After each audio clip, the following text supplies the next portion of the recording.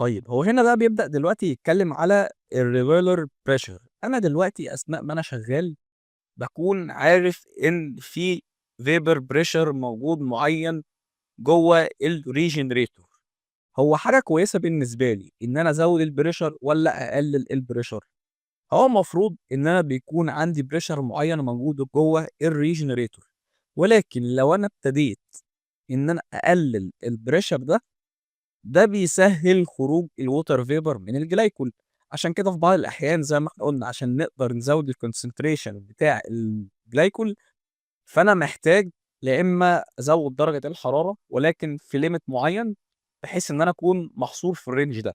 طب لو أنا عايز أرجع تاني أزوّد الconcentration، ما قدّاميش إلا حلّين، إن أنا أستخدم رقم 1 يا إمّا الstrapping gas اللي إحنا قُلنا عليه، بحيث إن هو بيساعد على خروج الwater vapor، أو ممكن كمان أبدأ إن أنا أقلل الضغط. لمّا هاقلل الضغط ده بيسهّل خروج الwater vapor من الجلايكول نفسه، وده عن طريق إن أنا لمّا باقلل الضغط أنا ما فيش force بتجبر الwater vapor إن هو يفضل موجود جوّه الجلايكول.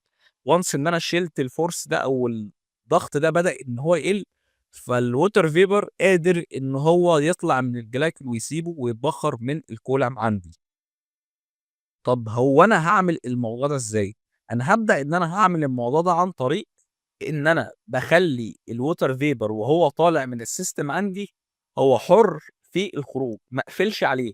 لإن أنا لو قفلت عليه ده معناه إن أنا بازوّد pressure على السيستم عندي، معنى كده إن أنا باجبر الvapor ده إن هو يفضل جوّه الجلايكول، ولكن لمّا هافتح له سكة للخروج أنا كده بانفّس على الجلايكول نفسه، معنى كده إن أنا باقلل الضغط على الجلايكول نفسه، معنى كده إن أنا باسمح لwater vapor أكتر إن هو يطلع من الجلايكول، معنى كده إن أنا بازوّد الconcentration بتاع الجلايكول وباحوّله لlean glycol. طبعًا النتيجة اللي أنا هاحصل عليها من الموضوع ده، إن أنا هاحصل على purity كويسة أو الconcentration بتاع الجلايكول هيبدأ إن هو يزيد، بحيث إن هو يساعدني في تحقيق الefficiency بتاعة الwater removal أو الdehydration.